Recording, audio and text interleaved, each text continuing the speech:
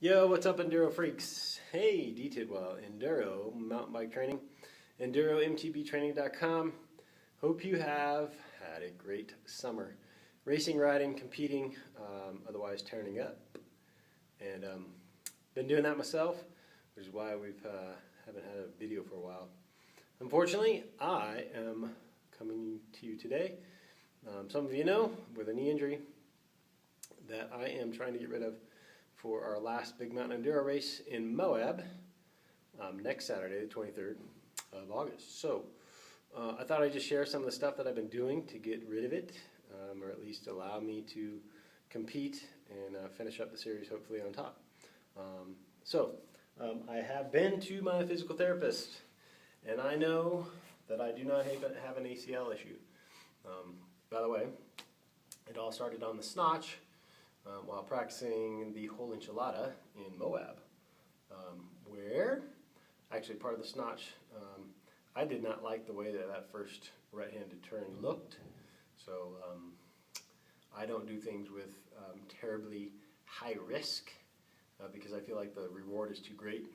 I need things like this to allow me to make my living. So in those scenarios, I just take the safe way. So I decided to throw the bike on the shoulder and just kind of scurry down that particular section, and I felt a pop and some pain in my knee.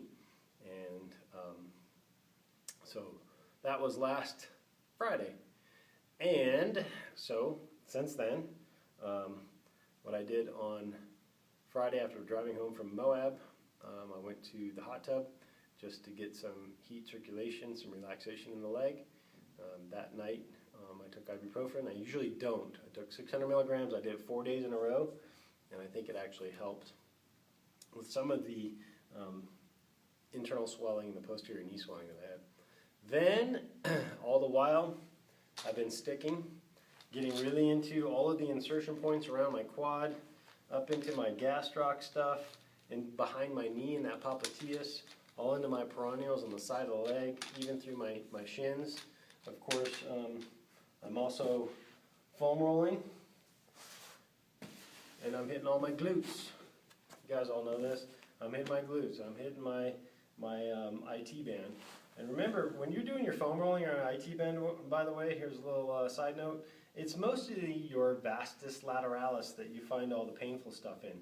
It's actually hard to work, to get trigger points and then work through a big fat tendinous sheath, which is what the IT band is. So I've also done my hip flexors, I've done my groin on the foam roller, because one of the things we want to do is, how can I affect the mobility in the ankle below and the hip joint above to take as much stress off my knee joint as possible to help it recover. So again, going through and doing all the calf stuff and all the ankle stuff that helps with the mobility, doing all the hip stuff I just mentioned with the foam roller.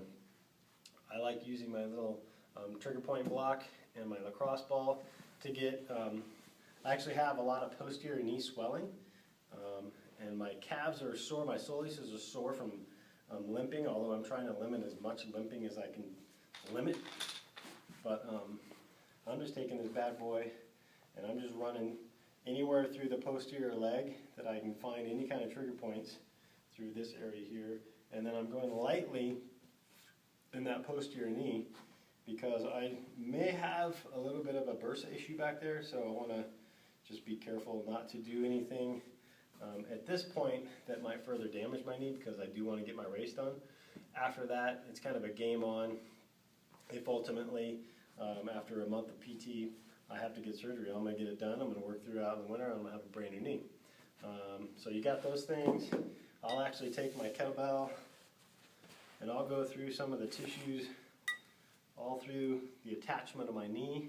I'll hit some of my stuff up into my groin. I can even duplicate this with my kettlebell, just going back and forth on that calf. So really, just how can you create better mobility? You know, I'm really working on trying to get that thing into an extension, because motion is lotion.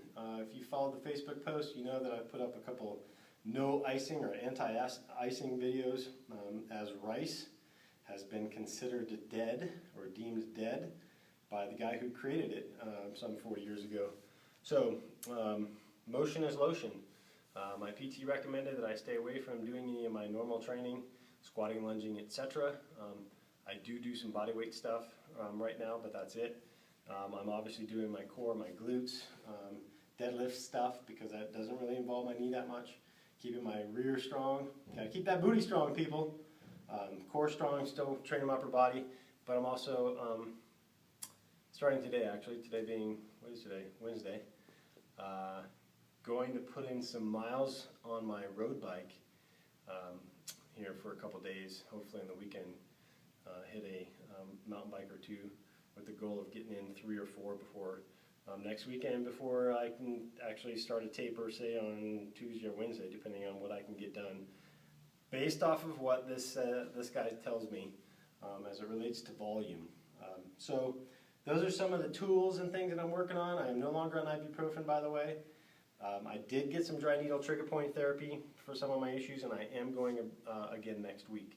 So for those of you with knee issues that aren't necessarily surgery bound or might be here in the future, these are kind of some of the techniques you can use to keep things at bay.